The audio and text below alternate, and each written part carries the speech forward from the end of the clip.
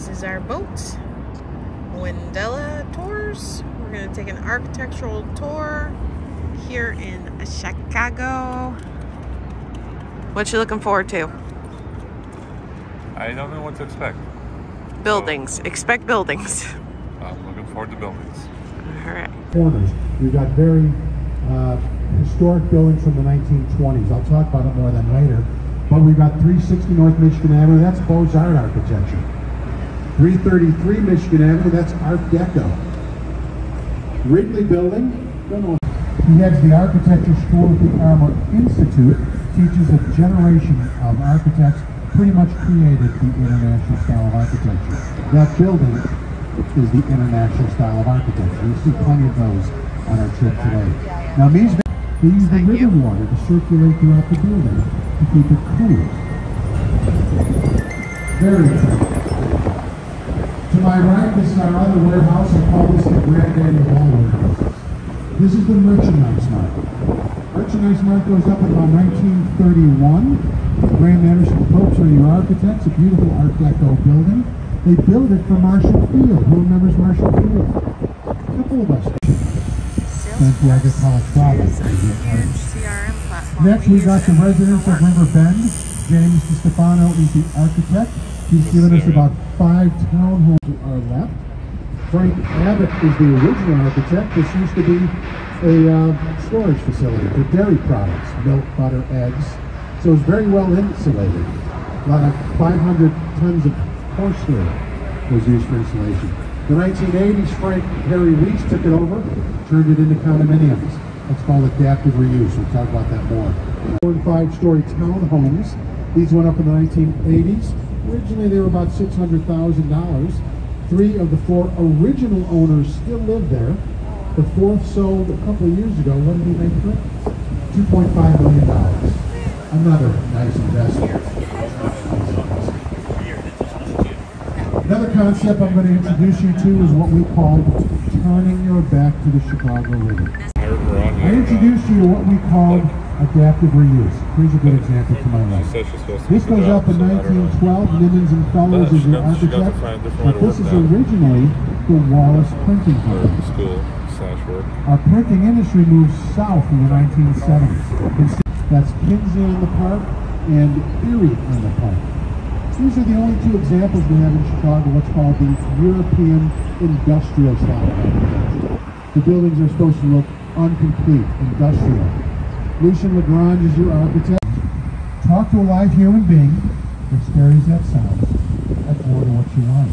Now the craziest thing about that, and you older people, I know from a Frank Lloyd Wright building. We're not going to see any on our tour today, but he was located, headquartered in Chicago, and actually had his home and studio in that park area. As we make our turn, the only island on our trip today, currently called Goose Island. Who's ever had Goose Island beer? The industrial island, that industry, as you can tell, is gone. So that's going to change in the next 5 or 10 years. There's plans to build 3 or 4 residential buildings on the island, including Chicago's first wooden building. We haven't had a wooden building here in Chicago since 1871. That's when the fire happened, and then since I don't know how well it will receive a casino. Hard to get to, not a lot of traffic, but you can see there's a lot of parking here. So we'll see if this winds up being a casino. All right, we're at an interesting point in our tour. We're going to go back to the Native Americans. We're not calling this area Chicago. That's the word they gave to the wild, smelly onions that used to grow all along the riverbank. That's correct. What does that mean? If you want to go to the Big Apple, go to New York. If you want to go to the Big Easy, go to New Orleans. If you want to go to the smelly onion, welcome. You're here now. Chicago really means smelly onion. Don't look for any one type of architecture. What makes Chicago so great, what makes this the greatest city in the world for architecture, look at the variety of buildings you're going to see. Look at the variety of architecture. Buildings from 1920, buildings from 2020, 1950, 1960, all different areas, all different types of architecture. Great photo opportunity number 1. The building was designed this way. Why? Railroad tracks. We're going to talk about that for the next few minutes. There's railroad tracks all through this area. So they had to take this very, very narrow base. The base of this building is about 40 feet wide. Imagine this, this boat is nearly 40 feet wide. They're going to build the base over the railroad tracks, then they're going to cantilever the building out and build a 54-story structure on top of that very narrow base. They only use bridges basically Wednesdays and Fridays these days. When they left Seattle in the 1990s. In fact, if you're here to buy advanced military hardware, they've actually got a Boeing store. So you can go there and get your latest fighter jets. Now, because of the railroads, on the southwest corner of the building, there's railroad switching tracks. One thing about railroad switching tracks, you can't move them. You can't build by them. You can't tunnel by them. So they were unable to dig the holes necessary to build supporting columns for the building. How do you build a building without supporting columns? The only time I ask you to turn around, look at the building, look at the top of the building, see that steel structure on top? Those are called trusses. There's 5 trusses up there. And what those trusses are doing are basically acting like a giant hand holding the building from the top down. The south end of that building is not supported from the bottom up. It's being hung on those trusses from the top down. Very unique way Perkins and Will decided to build that building when they couldn't because of the Gateway 4. Gateway 4, yeah, they didn't even try in this area. Gateway 1, 2, 3, and 4. The 60s, the 70s, Gateway 3, and the 80s, Gateway 4. Now look at this odd-shaped building to our right. This used to be the Chicago Mercantile Exchange. Because of that, they had a trading floor. Well, they don't want anything to block the views of the traders. No supporting columns, no load-bearing walls. So follows the property. And as I read your faces, which is a little harder because all the sunlight, your faces are saying to me, Craig, where exactly are we? Let's find out where we are. Let's go to our left. Let's look at that map of Chicago painted on the building to our left. We can see that red dot up there. That's actually where we are on the river. That's the world's largest "You Are Here" sign. If you look all the way up, you can see the junction. That's just where we were. That's an accurate map of the Chicago River. ESI Designs put that in. Now, earlier today, this guy said to me, where did they film The Dark Knight? Remember that scene when the Jokers were robbing the bank with The Dark Knight? Who saw that movie? The Jokers were robbing the bank. What bank was it? I'm going to give you a hint. It wasn't a bank. To my right, those 2 northern windows. You might have been able to see some chandeliers in them. That was the bank in The Dark Knight. That's actually the main branch of the United States Post Office here in Chicago. Much of Gotham City was filmed in this building. Goes up in 1931. Graham Anderson Brooks and White are your architects. Used to be the busiest post office in the world. They handle around 14 million pieces of mail every day in that building. Why so much mail? Because of the railway. Let's take over to Chicago. Wars, Sears, Victorian Secret, Marshall Field. That was a little joke. I said Victoria. South Bend development. The reed going up. Here we have a masonry residential building. That's what most residential buildings are.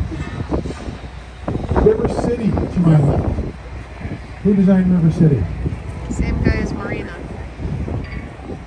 You're onto something. Who designed it? Bertram Goldberg. You're right. The same guy who did Marina City. Remember when I told you Bertram Goldberg pioneered people moving downtown? He also pioneered South Loop living. Nothing was here when this went up in the 80s. There was going to be 4 of them. This is the only one ever built. But Bertram Goldberg pioneered 2 separate neighborhoods. Not only downtown living, but South Loop living. Once again, we got a marina, apartments. There's actually a kindergarten in there. And there's a 1-acre park, believe it or not, in there. So that'll allow me to talk a few minutes about the Chicago Fire Resistance 71. We've all heard of that, right? Here, you can see the pagoda. That's based on the pagoda in Sichuan, China. This is where Wendella runs our water taxi service. This is our Chinatown stop. Our water taxi service hasn't started yet. We start Memorial Day, but we'll take people down here from downtown and let them off right here. In front of us, and Captain Connor's going to turn the boat and just a rail bridge, as I said. You don't see any trains on it today, but it was recently, I did some research, this is true. If something happened to this bridge, about 70% of the rail traffic in the country would be disrupted. That's how important this bridge is right now. Wow. And actually, interestingly, but I am going to tell you that at the turn of the century, about 1900, the #1 tourist attraction in Chicago was the stockyards. Can you imagine visiting a city and going to see their stockyards? I believe everyone who did probably wound up being vegetarians, but that blows my mind thinking that was our #1 attraction right there. At the same time, I'm going to tell you about the World's Fair of 1893, the World's Common Exposition of 1893. I like to talk about that because I believe that was the most important event in Chicago's history. Who read The Devil in the White City? A couple of us had. Great book. That's about that World's Fair of 1893. It turns out we want to hold a World's Fair in North America. Chicago says we want it here. So we send our politicians to lobby here. Who's not so pleased? New York. They also wanted it. In fact, New York newspaperman Charles Dana complained about the windy windbags from Chicago filled with hot air, bragging about their city. I think some of you know where this 29 million people came to that World's Fair. Before air travel, before automobiles, nearly half the population of the United States came to Chicago. What they see, the first time they ever chewed juice, the first time they ever saw an automatic dishwasher, the first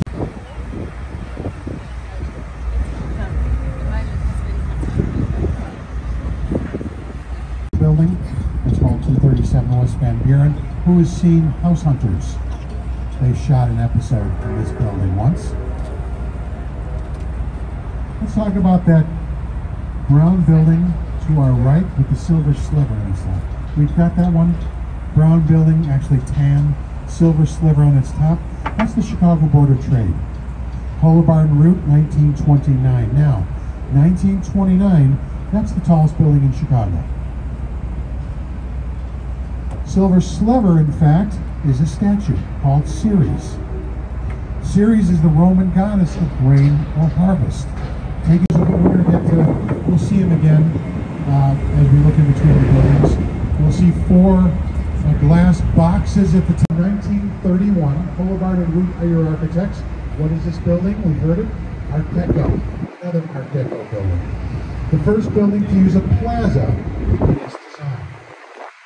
Right across the river, we've got the Civic Opera building. And it's back to the Chicago River, right? This goes up in 1929. Graham Anderson Probst and White are your architects. The section in the middle without any windows, this is their stage. The Lyric Opera Company is headquartered here. They have a 3,500 seat stage right behind that solid wall. National Convention. Who do we nominate in 1860? 1860? Abraham Lincoln. Nominated right here in Chicago, right on the spot of that red brick building. All right, I'm going to make a confession here. My job as a tour guide is just to tell you about the buildings. My job isn't to put my opinions in the tour. I'm going to do that, however, right now. This building to my right, this is the most beautiful, elegant building you've ever seen in Chicago, in my opinion. This goes up in about 1983. Cone, Pedersen, and Fox are your architects. This is the first building they built, and they got it right the first time. The curved shape is pays tribute to the junction of the Chicago River. That's called contextual architecture. That's where you build a building to suit the site instead of the other way around. The green glass reflects the rectangular contraption. That's the world's largest projector. Oh. It projects artwork on the world's largest screen, the merchandise market. It's called Art on the Mart. Who's seen it? Has anyone seen Art on the Mart? It's pretty cool, isn't it? It's free. If you're downtown about 9 o'clock, get yourself somewhere to stand along the jog on one of the bridges. you're going to see a pretty cool free art exhibit. I'm not sure what the show is right now. I'll be honest with you. I did do my research.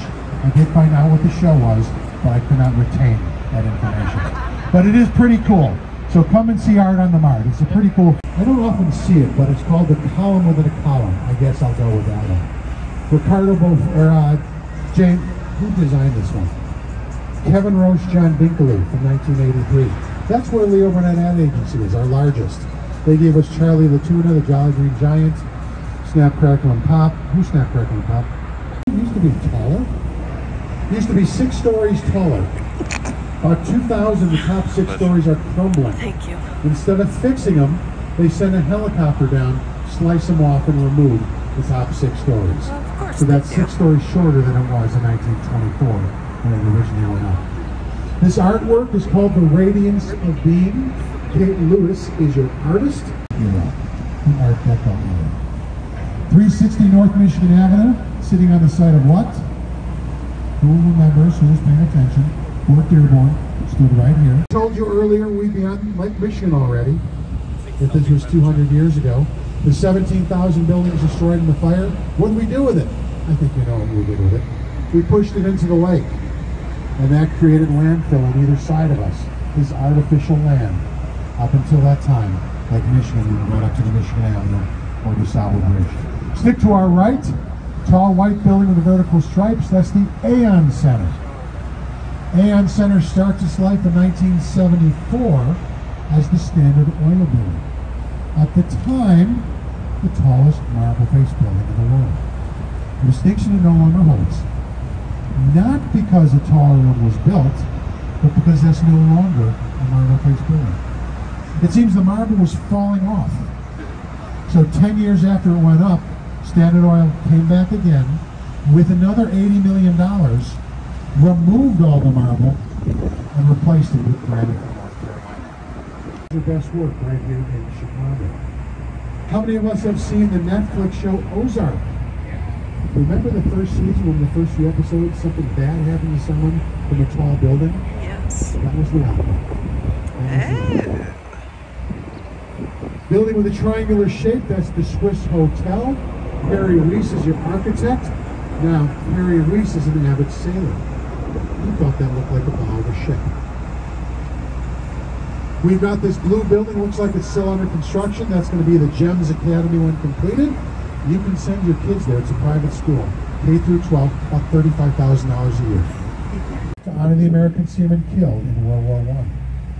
Among its uses throughout its history is a training base for the U.S. Navy. During World War II, we're going to take 2 Great Lakes ferries, the Wolverine and the Sable. We're going to build flight decks on them, and our naval aviators are going to practice taking off and landing from aircraft carriers. Right down the river, I think Captain Connor is going to keep us here for a moment or two.